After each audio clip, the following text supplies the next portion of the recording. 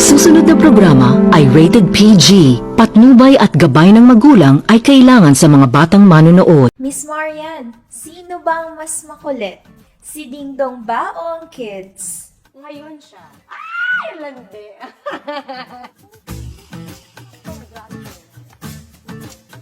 How do you stay fresh kahit walang makeup? Wow, stay fresh. Siguro ano ako palagi kong sinasabi yan na bilang kasing nanay, syempre meron akong 9 months na baby. So yung tulog talaga, medyo struggle yan para sa akin. Siguro ang masasabi ko palagi, water talaga yung palagi kong sinasabi na kailangan uminom ng maraming tubig. Miss Marian, may posing tips ka ba na pwedeng i-share sa amin? Posting tips, siguro kung makikita na yung Instagram ko, very makulay kasi ako Tsaka yung totoo lang. Kumbaga, para kasi sa akin yung Instagram, very personal yan sa akin. So kung ano yung pinopost ko doon, yun yung totoong nangyayari sa akin at yun talaga ako. Paano mo inaalagaan ng iyong sarili despite your busy schedule?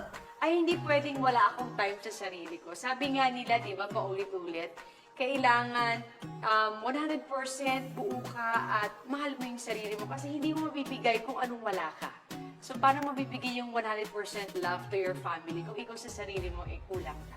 Gaano karaming tubig ang iniinom mo sa isang araw? Madami talaga kasi ngayon may baon talaga ako. So, sandali ilang galon ba yung dala ko dyan? Madami talaga. Anong advice mo sa mommies na insecure sa kanilang itsura? The mere fact na naging nanay ka, maging blessed ka, kasi hindi lahat ay pinagpapala na magkaroon ng mga anak.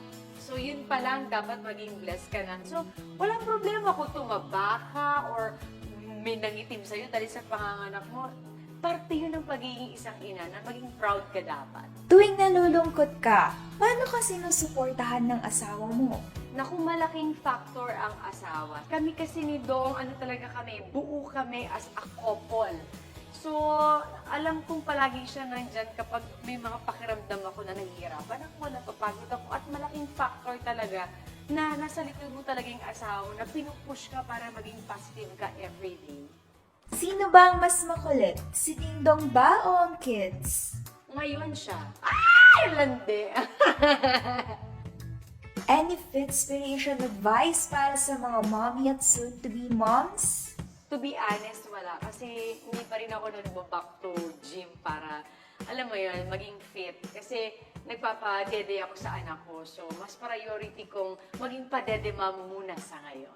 Ang mahalaga kasi sa akin, ang priority ko talaga is mabigyan ko ng gatas yung anak ko. So, yun muna yung priority ko. At pagpapasexy at pagpapaganda ng katawan, next na yan. Miss Marian, how to be you? Just be yourself and love yourself.